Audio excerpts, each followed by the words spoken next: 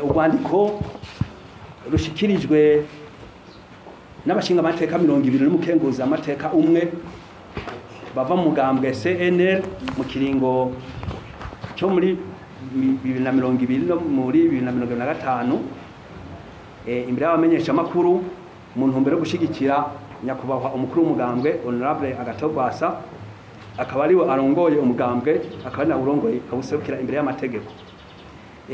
Twihweje ukuntu ibikorwa by'umugambwe byahagaritswe nyakubahwa umushikiranganje w'intwaro yo hagati mu gihugu n'ubwigoro bwinshi bwagiye buraba n'abarongoye bukorwa n'abarongoye umugambwe n'izindi ndongozi z'umugambwe ku mpande zose. Twebwe abashinga amateka n'umukenguza amateka tukaba duhisemo guca muri ino nzira y'imbere y'abamenyesha makuru kugira ngo tubashikirize amakenga yacu kubijanye n'ukuntu abajejwe intwaro baguma bugara ibikorwa by'umugambwe biciye mu ngingo bafatiye umugambwe ingingo zidaciye mu kuri zafashwe n'umushikiranganje w'intwaro hagati mu gihugu muri rusangi.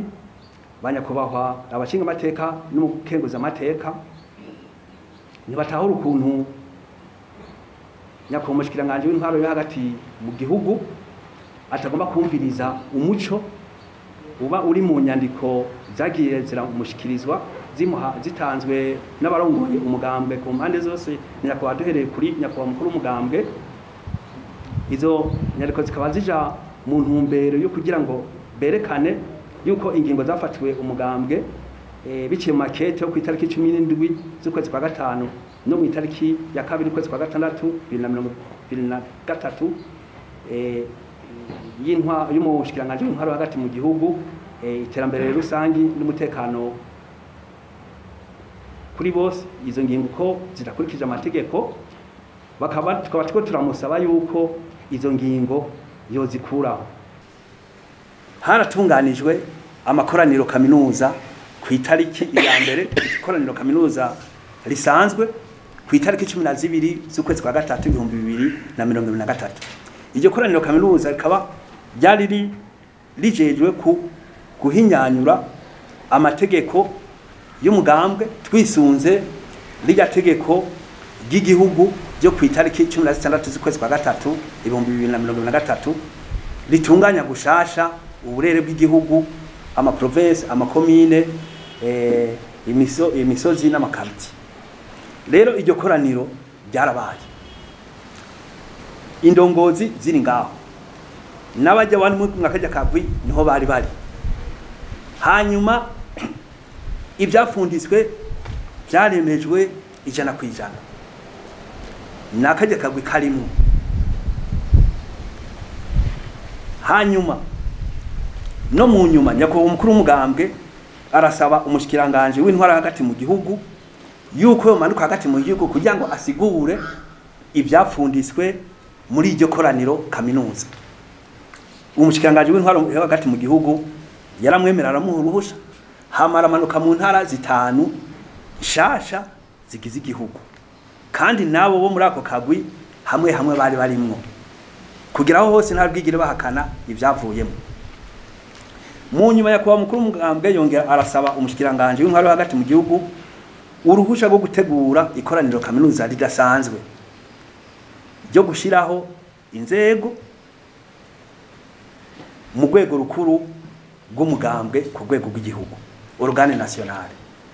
Nyakubahwa umushikiranganje w'intwaro hagati mu gihugu aramuha uruhusha, ikoraniro kaminuza rirakogwa. Inyuma y'imisi 48 niho ako kagwi kaca kavuga ko cyamirije ibyavuye muri amakoraniro kaminuza. Nyakubahwa umushikiranganje w'intwaro yo hagati mu gihugu cyayisigura yuko ngo ako kagwi kamwigiriye ko yabaye sezipare ako kagwi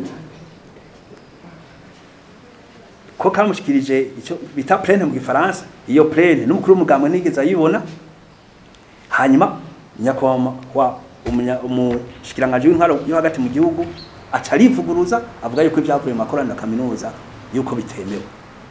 Icyo mukwiye kumenya nuko ingingo ziba zapfunditswe n'ikoraniro kaminuza ry'umugambi ntizisubirwamo. C'est des conclusions souveraines et inattaquables twisunze ingingo ya 54 y'amategeko y'igihugu. Byumvikana yuko umugambi uri mukuri, byumvikana yuko indongozi z'umugambwe zateguye ivyo bikorwa ko ziri mukuri, atakundi kuri kohari uretse uko. Rero nico gituma tutumva ukuntu povuga yuko hemewe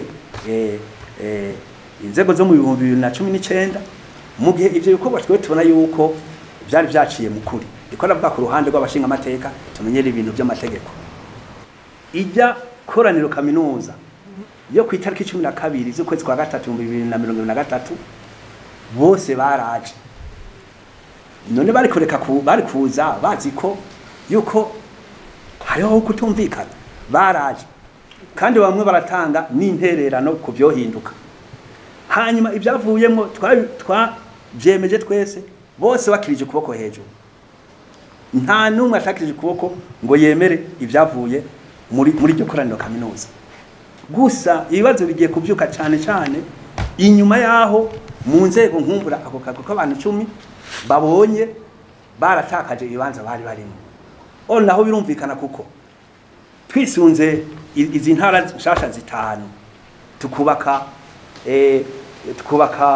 inzego z'umugambo twisunze ivyo banza bitanu, izo ntara zitanu zishasha murumva ko ibibanza biteza kugabanuka, hari bateza gutakaza ibibanza.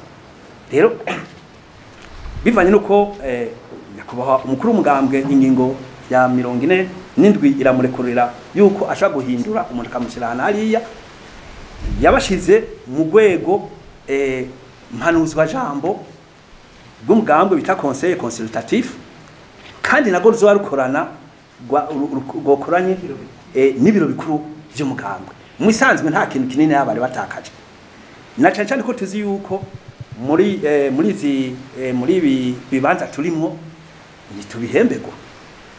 Nta nkumbura umuntu yakuvuga ati jewe barandenganije ko hari nahora mpembwaya anaho ndakurose umushahara, nta mushahara urimo. Kandi nshaka kuvuga ati je natakaje ikibanza cyotumye ntogwa, ati nkumbure iyo nza kuba ndi mu rwego rukuru rw'umugambwe noshoye gutogwa byoroshe. Nyakwa mukuru w'umugambwe yaramaze kuvuga yuko ubu abantu mu kwitoza hazo bico bitale primaire, amatora yibanze. Ahubwo twibaza tuti nkumbura abantu ushaka gusanga bobo iyo mpinduka ituma umukuru w'umugambwe avuga ko abantu azoja kwitoza ala base mu matora yibanze, bishaka kwa byana bitewe n'ubwoba, bakabona ati nkumbura hasi naco twanze, ugasanga bice bituma baguma bari ko barakora uko kuntu kugira ngo tugaruke muri aje amategeko yo muri 2019, kuko yoyo iyo ngingo nahiri byumvikana yuko inyungu ishobora kuba iri ngaho.